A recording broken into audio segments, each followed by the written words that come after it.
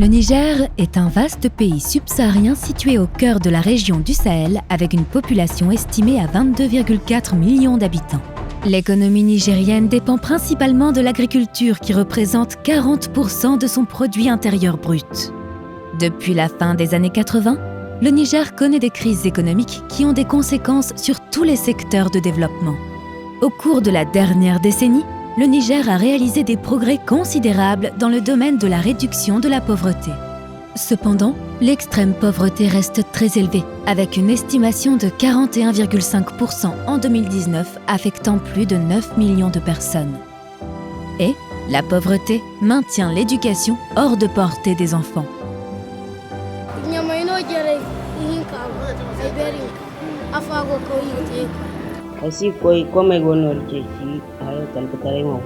Malgré les performances observées en matière d'accès à l'éducation au cours des dernières années, de nombreux défis restent à relever par le système éducatif nigérien, car de nombreux enfants et adolescents restent en dehors du système éducatif.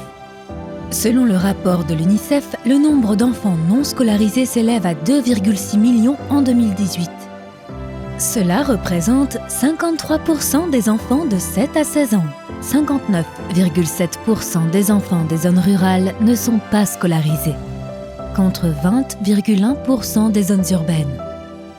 En raison de l'intervention du Fonds de solidarité islamique pour le développement, ISFD, de la Banque islamique de développement, le nombre d'écoles a augmenté au cours des dernières années.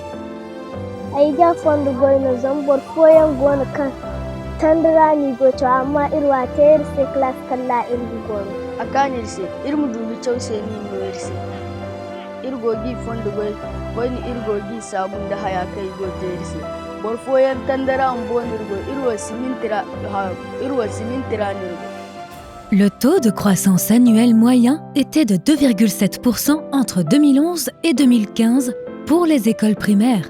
Malgré cette croissance, les écoles ne comptent en moyenne que 4 salles de classe et près de la moitié d'entre elles sont des huttes au toit de chaume. Le problème devient encore plus grave au niveau des écoles secondaires du premier cycle. Les enfants résidant dans une localité où il n'y a pas d'école secondaire courent un plus grand risque d'abandon.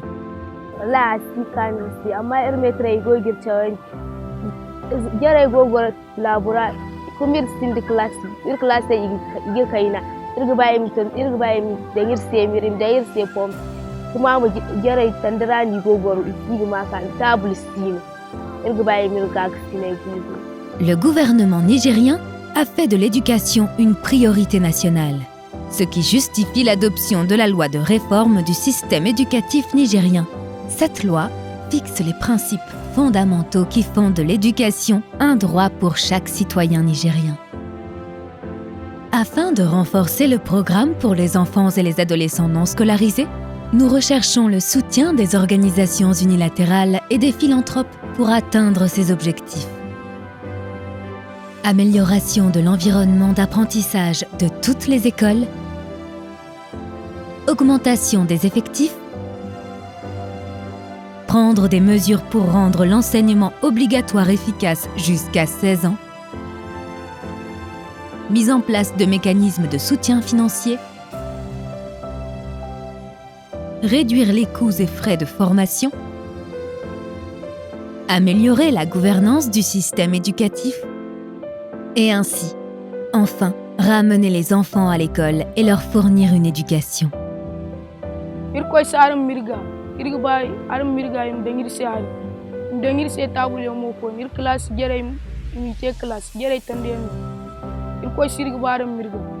La première des choses, c'est que nous sommes un pays pauvre. Et nous avons un autre aléa, c'est la question sécuritaire, qui prend 19% de nos budgets. La pauvreté, le taux d'accroissement naturel et l'insécurité sont des facteurs qui font que notre pays a besoin d'un accompagnement de nos différents partenaires, notamment la ville et même les autres qui ne sont en dehors de la ville, peuvent contribuer au développement de l'école. Avec l'intervention de la Banque de développement islamique, le Fonds de solidarité islamique pour le développement et les efforts de son partenaire ont prévu d'augmenter le nombre d'écoles et de ramener les enfants et les adolescents à l'école. Unissons-nous pour lutter contre la pauvreté en éduquant, enrichissant et autonomisant les enfants et adolescents du Niger.